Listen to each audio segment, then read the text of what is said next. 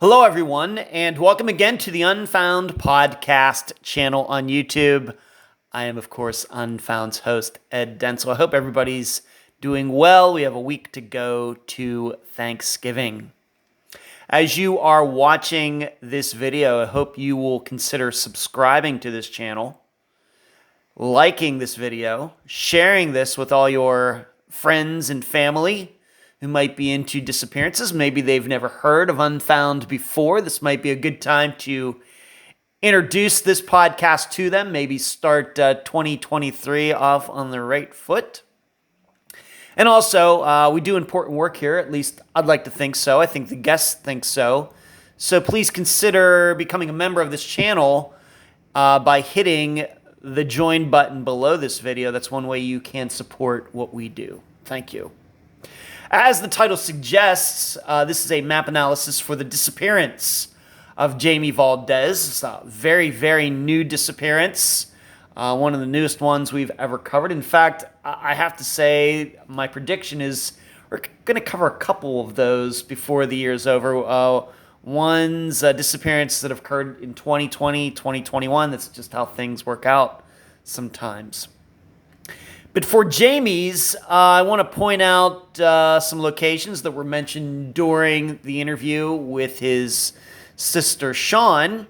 And then I'm just gonna do a little look at the surrounding area, and I've done some measurements before I did this video. So what you are seeing on the screen there is Boonville, which is where I'm going to use my trusty mechanical pencil. You don't see too many of these anymore.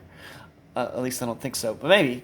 Up here in the left-hand corner is where Boonville is, Boonville, Arkansas. That is where Jamie was living at the time. This is where he got into the argument with his new wife. I think that she works in the general area of Boonville. And then the story went that he went home, threw some clothes into his car, and took off.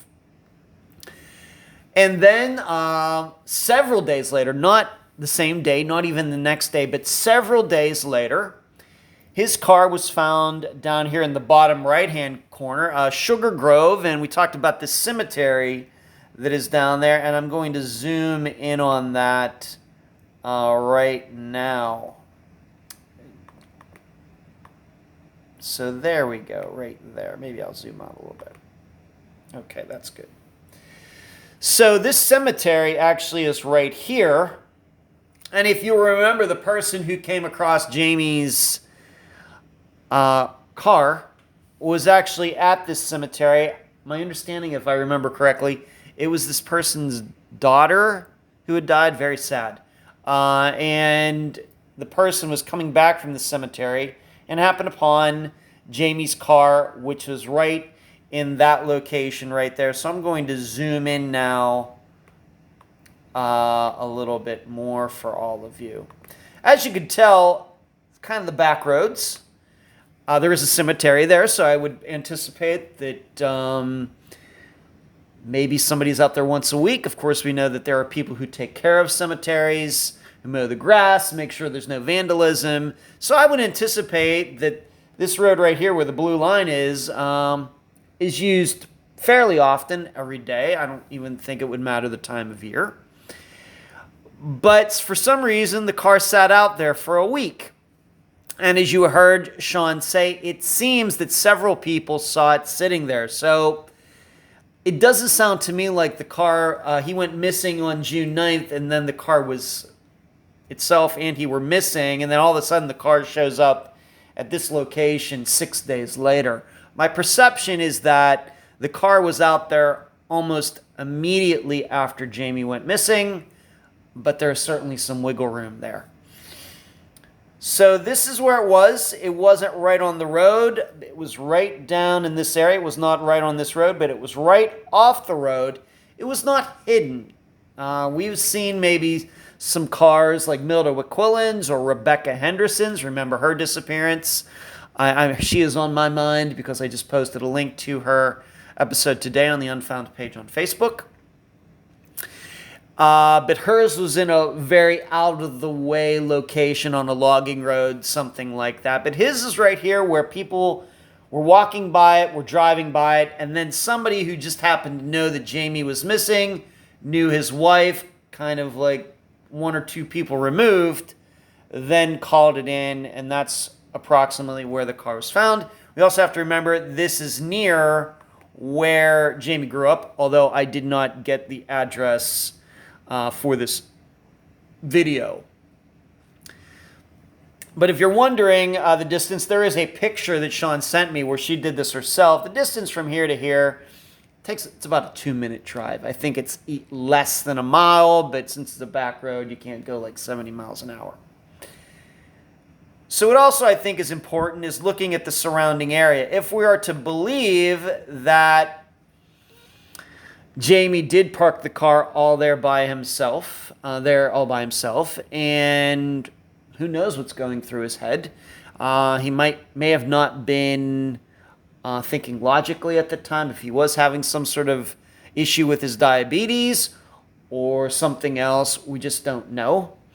But and it very well could be there's foul play, and you should know. I think that this is something that is an idea that Jamie's family is certainly considering, knowing how Jamie's new wife's brother was. I guess Jamie's brother-in-law might have to consider that. But if you're looking at this map, you should know that it gets pretty wild pretty fast from this car right here. You can see this area. And you can see the shadows. Those are mountains. I don't know how high they are, but it's certainly no houses or businesses up in there. And I think just looking at it from a satellite view, you can understand how this area would be difficult to search, even though it does sound like they tried to do that.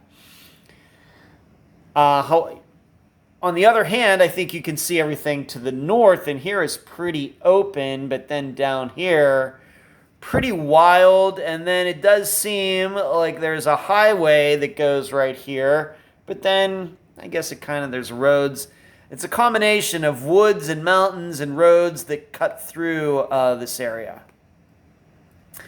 And the distance, once again going back in here to where his car was, to these mountains, not quite 2 miles. Something else we might want to take a look at is what is the distance, for example, to this lake over here to the east right here. I measured it as the crow flies, which means in a very straight line from this spot to the western edge of this lake is not quite 4 miles. I think it's 3.8 miles. And he would have to have been walking through the woods. So certainly possible, but we have to remember, not the fittest guy. He was 47 years old. He was overweight. He was having diabetic issues. So I think that would really limit how far he would go. But the area was searched and nothing was found except for a few paper items like a card or something very near where the car was. So I think this is everything that you have to consider in addition to what Sean had to say about the dynamics of Jamie's life, what was going on there, issues with his wife, maybe her family, everything that was going on. I have to consider all of that while thinking about Jamie Valdez's disappearance to come up with your own theory as to what you think happened. Of course, I would love to hear from you. Maybe post something in the discussion group on Facebook. You can always email me at unfoundpodcast@gmail.com. So thank you for watching this video. Please consider supporting Unfound through Patreon, patreon.com/unfoundpodcast, or right here on YouTube with the join button. And I am sure you will see me again on here soon doing another map analysis. Pretty sure about that. Have a good day.